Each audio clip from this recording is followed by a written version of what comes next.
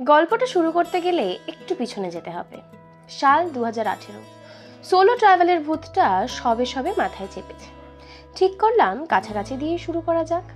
তাই দার্জিলিং ব্যাকপ্যাক নিয়ে 8:22 দার্জিলিং মেলে উঠেছি। সিট খুঁজছি, দেখলাম জানলার ধারের একটা seat.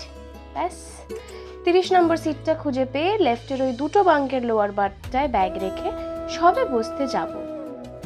O my god, please don't tell me it's you, পিছন থেকে বলে উঠল। ঘুরে দেখলাম ক্লাস 8 সেকশন এফ এর অভিক সেনকে। রবীন্দ্রনাথের কথায় রেলগাড়ির কামরায় হঠাৎ দেখা।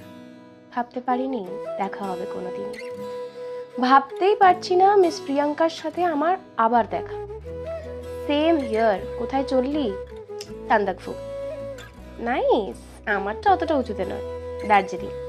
একা যাচ্ছিস নাকি? না না, ওই যে বন্ধুদের দল। তুই? একা? ভাবা যায়, রাস্তা ক্রস করতে পারতি না তোর বাড়ি থেকে স্কুলে আমার সাথে যেতি। এখন পারি, because I am not 16 anymore. দাঁড়া, আলাপ করাই সবার সাথে। গাইস, দিস ইজ প্রিয়াঙ্কা মিত্র, আমার লং লস্ট এক্স। স্কুল লাইফের গার্লফ্রেন্ডকে এক্স বললে এখন কেমন একটা লাগে, তার চেয়ে বন্ধুটাই বেটার ছিল। You were always more than my friend. থামরে, হয়েছে। এটা বলে দুজনেই হাসাহাসি করে সেটেল হয়ে ট্রেন ছাড়ার অপেক্ষায়। প্রায় 10 বছর পরে দার্জিলিং মেলে আমার কো প্যাসেঞ্জার নাকি Abhik. What are the odds! কি অদ্ভুত একটা কোইন্সিডেন্স। বেশ অনেকক্ষণের জন্য অভিকরা হাওয়া হয়ে গেছিল। ফেরত এলো যখন দুজনেই ওই লোয়ার বার্থটাই বসি। আমি বললাম, ট্রেনে কিন্তু ধূমপান করা নিষেধ। এত নিষেধ ফিষেধ মানতে পারছি না। পারিসও তুই। তারপর বল, লাইফে ক্যা চল রা হ্যায়? কিচ্ছু না, বিশ্বাস কর। ট্রাই অ্যাজ হেল। প্রেমগুলো আমার টেকে না, 9 to 5 চলছে। টেকে না আবার কি? বল, টেকাতে পারিস না। ঠিক, বিরিয়ানি নিশ্চয়ই আমি। অবশ্যই, আর্সেলানের।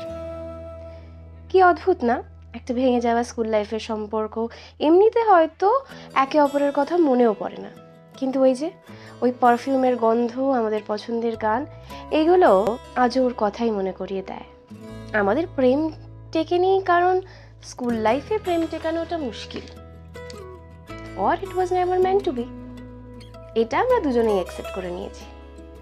আমি জানি আমি করেছি। তাহলে আজকে ওকে দেখে কেন আবার সেই ক্লাস 8-এর মতো লাগছে? কেন ওর চোখের দিকে তাকালে আজকে এরম লাগছে? তাহলে কি সত্যি কিছু জিনিস থেকে যায়? রাতের সব তারাই কি থাকে দিনের আলোর আড়ালে?